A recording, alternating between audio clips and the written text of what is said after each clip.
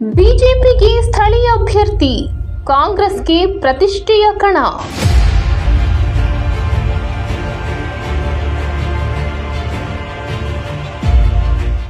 ಚಾಮರಾಜನಗರ ಮೀಸಲು ಲೋಕಸಭಾ ಕ್ಷೇತ್ರಕ್ಕೆ BJP ticket ಆಕಾಂಕ್ಷಿಗಳ ದಂಡೇ ಇತ್ತು.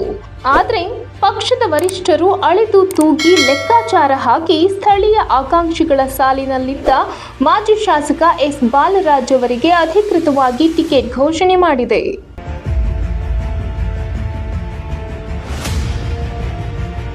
ರಾಜಕೀಯ, ಸಿನಿಮಾ, ಕಲಾಕ್ಷೇತ್ರದಲ್ಲಿ ಗುರುತಿಸಿಕೊಂಡು ಕ್ರಿಯಾಶೀಲರಾಗಿರುವ ಬಾಲರಾಜು ಬಿಜೆಪಿ ಅಭ್ಯರ್ಥಿಯಾಗಿದ್ದಾರೆ.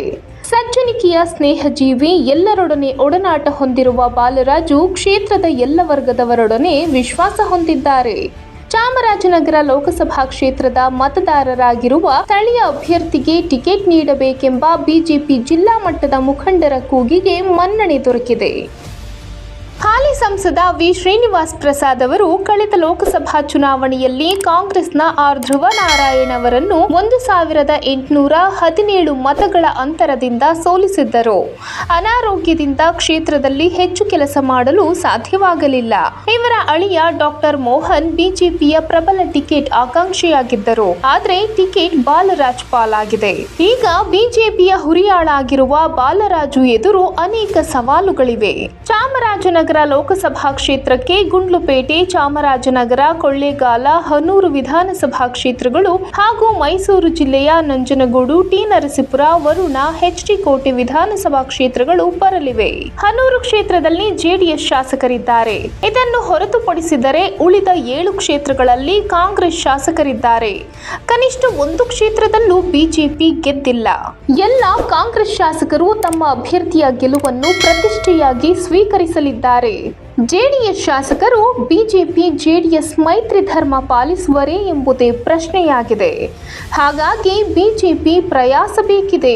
ಮುಖ್ಯಮಂತ್ರಿ ಸಿದ್ದರಾಮಯ್ಯ ವರುಣಾ ಕ್ಷೇತ್ರದಿಂದ ಮತ್ತು ಸಚಿವ ಎಚ್.ಸಿ. ಮಹದೇವಪ್ಪ ಟಿ. ನರಸೀಪುರ ಕ್ಷೇತ್ರದಿಂದ ಜಯಗಳಿಸಿದ್ದಾರೆ. ಪ್ರಭಾವಿ ನಾಯಕರಾದ ಇಬ್ಬರಿಗೂ ಕಾಂಗ್ರೆಸ್ ಅಭ್ಯರ್ಥಿಯ ಗೆಲುವು ಇಲ್ಲಿ ಪ್ರತಿಷ್ಠೆಯಾಗಿದೆ. ಕಳೆದ ಲೋಕಸಭಾ ಚುನಾವಣೆಯ ವೇಳೆ ನಂಜನಗೂಡು ಮತ್ತು ಗುಂಡ್ಲುಪೇಟೆ ಕ್ಷೇತ್ರಗಳಲ್ಲಿ ಬಿಜೆಪಿ ಶಾಸಕರಿದ್ದರು. ಇವರಿಬ್ಬರು ಬಿಜೆಪಿ ಅಭ್ಯರ್ಥಿಗೆ ಬಹುಮತ ತಂದುಕೊಟ್ಟಿದ್ದರು. ಈ ಬಾರಿ ಇವೆರಡೂ ಕಾಂಗ್ರೆಸ್ ಪಾಲಾಗಿದ್ದು ವಾತಾವರಣ ಬದಲಾಗಿದೆ. ಕಾಂಗ್ರೆಸ್ ಶಾಸಕರಿದ್ದ ಚಾಮರಾಜನಗರ ಕ್ಷೇತ್ರದಲ್ಲಿ ಮಾತ್ರ ಬಿಜೆಪಿಗೆ ಬಹುಮತ ಲಭಿಸಿತ್ತು. ಈ ಬಾರಿ ಏನಾಗಲಿದೆ ಎಂಬ ಕುತೂಹಲ ಮೂಡಿಸಿದೆ. ಹಿಂದಿನ ಚುನಾವಣೆಯಲ್ಲಿ ವರುಣ, ಕೊಳ್ಳೇಗಾಲ, ಎಚ್.ಡಿ. ಕೋಟೆ, ಹನೂರು ಕ್ಷೇತ್ರಗಳು ಕಾಂಗ್ರೆಸ್ಗೆ ಬಹುಮತ ನೀಡಿದ್ದವು.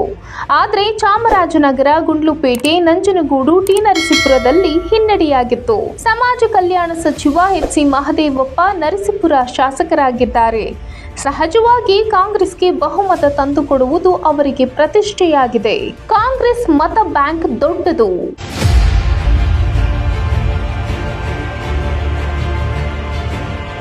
ಕ್ಷೇತ್ರದಲ್ಲಿ ದಲಿತರು, ಲಿಂಗಾಯತರು, ನಾಯಕರು, ಉಪ್ಪಾರರು, ಕುರುಬರು, ಮುಸ್ಲಿಮರು ಬಹುಸಂಖ್ಯಾತ ಮತದಾರರಿದ್ದಾರೆ. ಕ್ರೈಸ್ತರು, ಆದಿವಾಸಿಗಳು, ಬ್ರಾಹ್ಮಣ, ಗಾಣಿಗ, ದೇವಾಂಗ, ಸವಿತ, ವಿಶ್ವಕರ್ಮ, ತಮಿಳು ಕನ್ನಡಿಗರು, ಕುಂಬಾರ ಸೇರಿದಂತೆ ಹಲವು ಸಣ್ಣ ಪುಟ್ಟ ಸಮುದಾಯಗಳಿವೆ. ಬಹುಸಂಖ್ಯಾತ ಮತದಾರರಿರುವ ಬಲಗೈ ದಲಿತರು, ಉಪ್ಪಾರರು, ಕುರುಬ, ಮುಸ್ಲಿಂ, ಆದಿವಾಸಿಗಳು, ಕ್ರೈಸ್ತರು, ಅಲ್ಪಸಂಖ್ಯಾತ ಸಮುದಾಯಗಳು ಕಾಂಗ್ರೆಸ್ ಪರವಾಗಿ ನಿಲ್ಲಲಿವೆ. ಹಿಂದಿನಿಂದಲೂ ಇವು ಕಾಂಗ್ರೆಸ್ನ ಸಾಂಪ್ರದಾಯಿಕ ಮತ ಬ್ಯಾಂಕ್. ಬಹುದೊಡ್ಡ ಸಂಘಟಿತ ಸಮುದಾಯವಾದ ಲಿಂಗಾಯತ, ಎಡಗೈ ದಲಿತ, ನಾಯಕ, ಬ್ರಾಹ್ಮಣ, ಸಣ್ಣ ಪುಟ್ಟ ಸಮುದಾಯಗಳು ಬಿಜೆಪಿಯನ್ನು ಬೆಂಬಲಿಸಲಿವೆ. ಆದರೆ ಕಾಂಗ್ರೆಸ್ ಮತ ಬ್ಯಾಂಕ್ ಕ್ಷೇತ್ರದಲ್ಲಿ ಹೆಚ್ಚಾಗಿದೆ ಎಂಬುದು ಗಮನಾರ್ಹ. ಕ್ಷೇತ್ರವು ಹಿಂದಿನಿಂದಲೂ ಕಾಂಗ್ರೆಸ್ ಮತ್ತು ಜನತಾ ಪರಿವಾರವನ್ನ ಬೆಂಬಲಿಸುತ್ತಾ ಬಂದಿದೆ.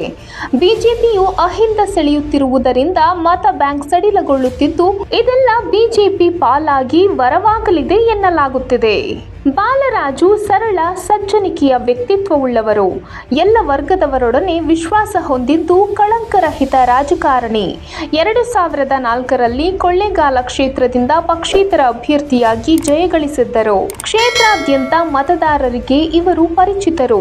ದಲಿತ ಬಲಗೈ ಸಮುದಾಯದ ಮುಖಂಡರು.